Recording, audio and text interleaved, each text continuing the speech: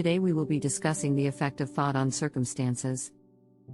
Man's mind may be likened to a garden which may be intelligently cultivated or allowed to run wild, but whether cultivated or neglected, it must, and will, bring forth. If no useful seeds are put into it, then an abundance of useless wheat seeds will fall therein and will continue to produce their kind. Can you elaborate more on what you mean by useful seeds and weed seeds? Certainly. By useful seeds I mean right, useful, and pure thoughts, while by weed seeds I mean wrong, useless, and impure thoughts.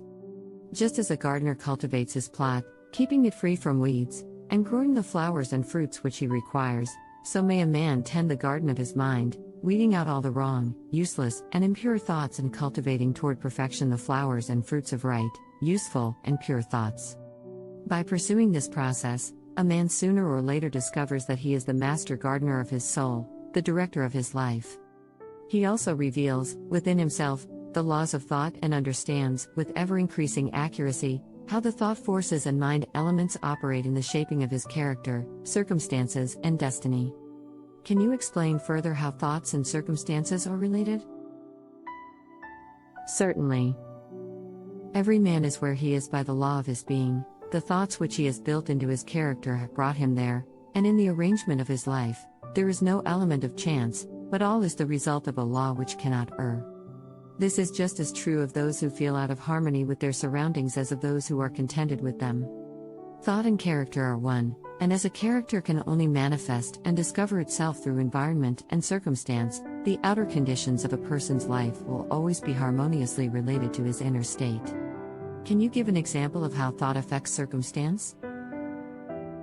Certainly.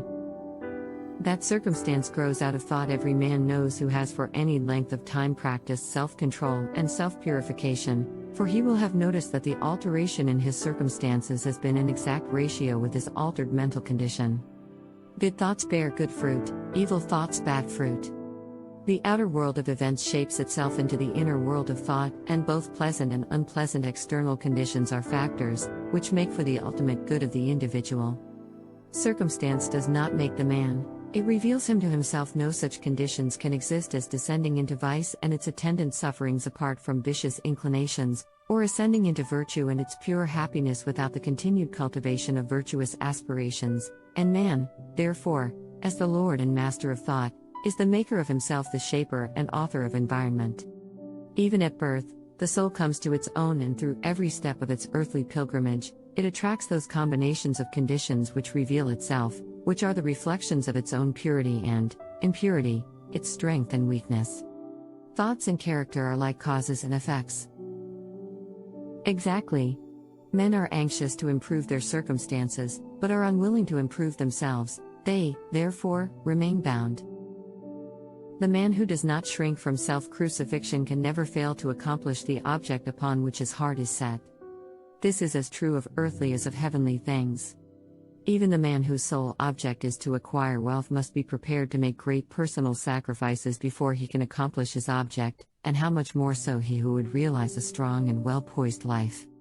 Circumstances, however, are so complicated, thought is so deeply rooted, and the conditions of happiness vary so vastly with individuals, that a man's entire soul condition, although it may be known to himself, cannot be judged by another from the external aspect of his life alone.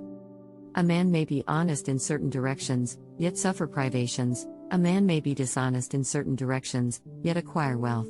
But the conclusion usually formed that the one man fails because of his particular honesty and that the other prospers because of his particular dishonesty, is the result of a superficial judgment, which assumes that the dishonest man is almost totally corrupt, and the honest man almost entirely virtuous. In the light of deeper knowledge and wider experience, such judgment is found to be erroneous. The dishonest man may have some admirable virtues, which the other does not possess, and the honest man obnoxious vices which are absent in the other.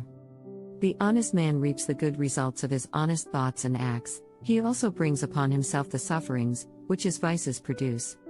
The dishonest man likewise garners his own suffering and happiness. Good thoughts and actions can never produce bad results. Bad thoughts and actions can never produce good results. This is but saying that nothing can come from corn but corn, nothing from nettles but nettles. Men understand this law in the natural world and work with it, But few understand it in the mental and moral world, though its operation there is just as simple and undeviating, and they, therefore, do not cooperate with it.